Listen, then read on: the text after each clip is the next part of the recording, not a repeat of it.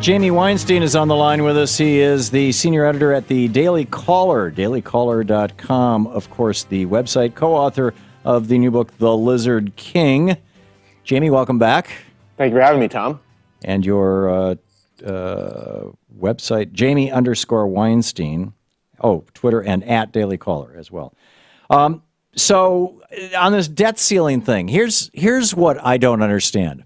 Why is it that Republicans in Congress would vote for a tax cut that, the Bush tax cuts that added $1 trillion or so to our debt, would vote for two different wars that each added $1 trillion or so to our debt, would vote to ban Medicare from negotiating pharmaceutical prices, which is adding $600 billion to our debt, and would vote, with appropriations bills. They would vote for all of these expenditures.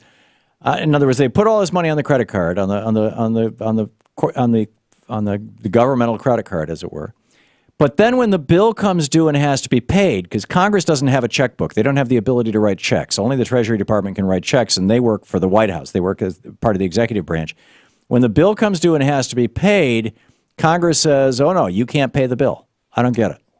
I'll answer that question, Tom. But just a correction: you called them the Bush tax cuts. I think at this point they're the consensus tax cuts. The President Obama just supported. Well, let's in that case, let me reframe that. Well since the Reagan tax cuts, because we've been running massive deficits, with the exception of 1 year, and even that's arguable. Since the Reagan tax cuts, that's when it really exploded. So here we have 32 years of continuous tax cuts that have all been voted for by Republicans, and now that it's time to pay for them, Democrats.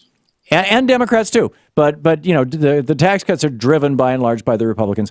And now that it's time to pay for them, the Democrats are perfectly willing to pay for them. The Republicans don't want to pay for the bills that they have already committed to. Yeah. How do you possibly justify this in any kind of Barry Goldwater conservative sense? Well, the truth is that this whole tax thing is just a nonsense issue. Where the money lies is in entitlement spending. I agree. I'm not talking about that, Jamie. I'm talking about paying the debts that we ran up. But you can't not talk about that when we're talking about the debt ceiling coming up. Why not? I agree with you generally that the debt ceiling is not the ideal forum to kind of force this issue to the table. But it seems like no other forum is working to get it to the president's mind. Well, there's a very simple one, Jamie. The Democrats' mind to actually deal with our looming entitlement crisis. They keep seeming to want to deal with irrelevant issues. This has nothing to do with entitlements, Jamie. First of all, Social Security is just fine, thank you very much. And it's got $2.7 trillion sitting in a savings account. This is fantasy land. It's solvent for at least 20 years. You know that the savings account is not in actual cash. They're in U.S. bonds. Yeah, the same kind of treasury bonds that George Bush was born with when he was born with $1 million in his trust fund. You think that he didn't actually have that wealth? I think that if you don't fix the entitlement problem, those bonds will not be as valuable as they are right now. Oh, nonsense! And I think if you're calling for the destruction of the full faith and credit of the United States, anyone that looks at the trajectory of the entitlements, that in 2045 they will consume our entire tax revenue. Must understand that wait a minute, Jamie. You can't say things like that are not true and just expect that I'm going to ignore it. That is assuming that we continue to be in a recession. That is assuming that there are no tax increases. That is assuming that Medicare continues to have a $600 gift to big pharma. I'm sorry. Do you want tax increases on the middle class and everyone? No, I want to get out of this. I want to get out of this.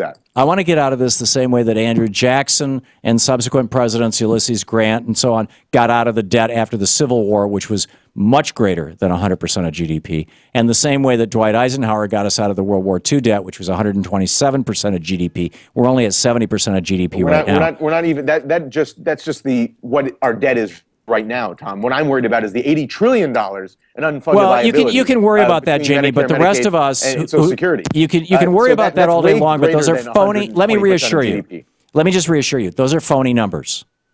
Those are phony numbers. I could say, okay, let's assume that the economy is just as hot as it was in the last year of the Clinton administration, and that the tax rates are exactly where they are right now. and unemployment is just as low as it is in the Clinton administration, you will have no entitlement program problems. None. That's nonsense. No, That's it nonsense. is There not. entitlement It's problems all back the in assumptions that Clinton. you We base just didn't those address numbers them. on. It's No, entirely the assumptions. You can grow your way out of debt. Yeah, not the serious type of growth that you have in Medicare. Oh, At certainly. this point. No, serious budget people. No one thinks that, Tom. They understand that unless you address entitlement reform, we are in serious trouble as a That's nation. nonsense. And it has to be done. That is the stuff that Pete Peterson has spent $400 million trying to shove down the throat of America because he and his Wall Street Why? buddies want to get their Why do you hands think he's done that on Social Security.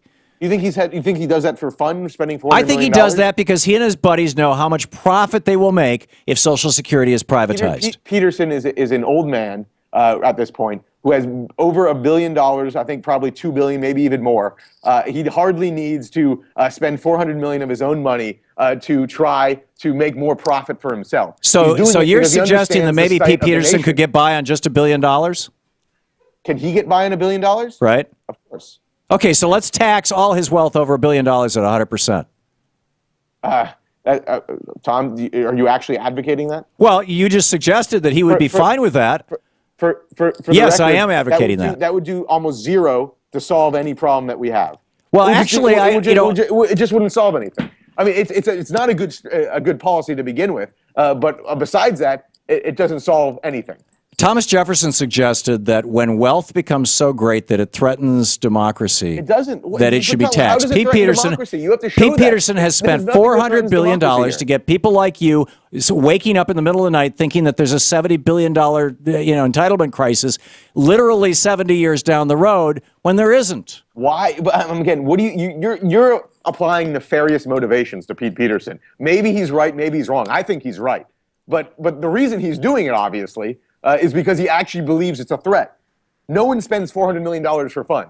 No one spends that. That's your number. I mean, I'm assuming that you're right there. No one spends that because actually it's closer to 500. Get kicks and giggles and are thinking to make some more money from it. How do you know? Because they're worried. How do you know?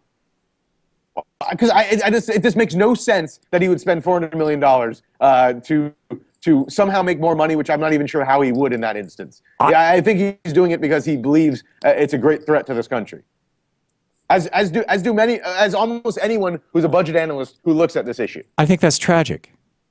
I think our trajectory. Because all you have to do too. is look at the history of this country and what you see, and the rest of the world for that matter. And what you see is that when Republican austerity measures are applied, read Wolfgang Munchau's op-ed in yesterday's Financial Times. It's probably in the print edition today about how American Republicans want to go down the road that Greece and Spain just went down, and it's insane. You don't cut your way out of a crisis. You grow your way out of a crisis.